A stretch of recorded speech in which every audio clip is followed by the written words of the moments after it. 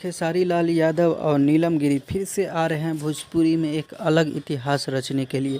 तो हो जाइए तैयार। उससे पहले वीडियो को एक लाइक और चैनल को सब्सक्राइब कर लीजिए ताकि आप लोग जान पाएंगे कि खेसारी लाल यादव और नीलम गिरी के गाना कब आएंगे। तो जी हाँ दोस्तों, ये पोस्टर देख रहे हैं जो कि शूट का पिक जो है काफ़ी तेज़ी से वायरल हो रहा है और आप लोग के बीच में जो है नीलम गिरी और खेसारी लाल यादव जी का गाना आ रहा है बहुत जल्दी। 2 से 3 दिन के अंदर में पोस्टर को रिलीज़ कर दिया जाएगा और खेसारी फैंस चाह रहे थे कि नीलम गिरी और खेसारी लाल यादव जी का गाना देखने को मिलेगा। तो काफ़ी बवाल लेवल का वीडियो शूट हुआ है और बहुत जल्दी आप लोग देख पाएंगे। तो गाइस मिलते हैं फिर से नेक्स्ट वीडियो के साथ, तब तक के लिए।